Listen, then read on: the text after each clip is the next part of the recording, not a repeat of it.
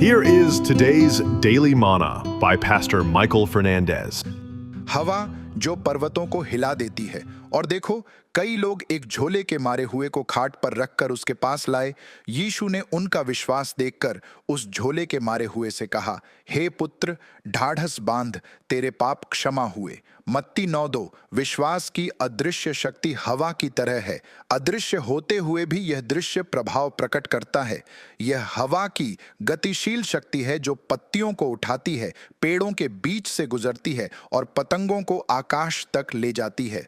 हवा की तरह विश्वास भी उसके प्रभावों के माध्यम से महसूस की जाती है। यह परमेश्वर के वादों में एक दृढ़ आश्वासन है जो उसके वचन पर पूर्ण विश्वास में निहित है। अब विश्वास आशा की हुई वस्तुओं का निश्चय और अनदेखी वस्तुओं का प्रमाण है। इब्रानियों 11:1। मत्ती 9:2 में मनुष्यों का विश्वास निष्क्रिय नहीं था, यह साहसी था। वे छत पर चढ़ गए, उसकी टाइलें हटा दीं और भीड़ की तिरस्कार भरी निगाहों या घर के मालिक की संभावित प्रतिक्रिया से प्रभावित हुए बिना अपने मित्र को यीशु के पास नीचे उतारा।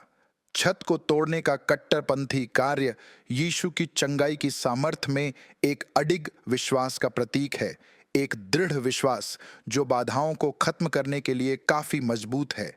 विपरीत परिस्थितियों में उनके दृढ़ कार्य उनके अदृश्य विश्वास की दृश्य अभिव्यक्तियां थीं, जिससे यीशु को उनके विश्वास को साकार होते देखने की अनुमति मिली।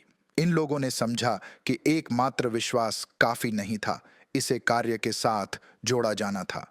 वे भीड़ के बाहरी इलाके में रह सकते थे, इस उम्मीद में कि यीशु उनके मित्र को ठीक कर देंगे, लेकिन इसके बारे में कुछ नहीं कर रहे थे। लेकिन वे जानते थे कि विश्वास की कदम भी जरूरत होती है।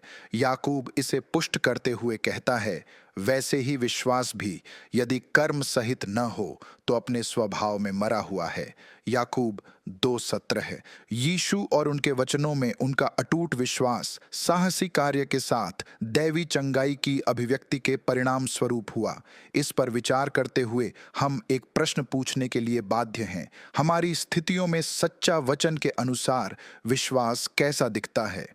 यह परमेश्वर पर भरोसा करने और अपने कार्यों को इस भरोसे के साथ संरेखित करने की प्रतिबद्धता है। यह सक्रिय रूप से उनकी खोज करना है, दृढ़ता के साथ स्वर्ग के दरवाजे पर दस्तक देना है, तूफान के बीच पानी पर चलकर यीशु की ओर जाना है। यह परमेश्वर के वादों पर कार्य कर रहा है, तब भी जब परिस्थितियां अन्यथा निर्धारित करती प्रतीत होती हैं। यह इब्राहिम है जो परमेश्वर के वादे पर विश्वास करते हुए इसहाक का बलिदान देने को तैयार था। उत्पत्ति 22:18-22।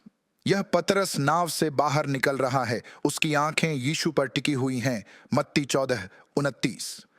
आज अपने आप को जांचें और पूछें, क्या मेरे कार्य मेरे विश्वास की अंगीकार के साथ संरेखित हैं?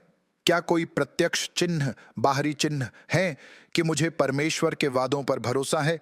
मैं आपको अपने जीवन में एक ऐसे क्षेत्र की पहचान करने के लिए प्रोत्साहित करता हूं जहां आप अपने कार्यों को अपने विश्वास के साथ अधिक निकटता से जोड़ना शुरू कर सकते हैं। जब आपने ऐसा कर लिया तो अपने जीवन के अन्य क्षेत्रों के साथ भी ऐसा ही करना शुरू करें। आओ अभी मेरे साथ प्रार्थना करें। पिता, हम में अटूट विश्वास जगाओ जो बाधाओं को दूर कर देता है। हमारे विश्वास को प्रतिबिंबित करने के लिए हमारे कदमों को मजबूत कर और हमारे जीवन आपके वादों को पूरा करने की धुन के रूप में गूंजे।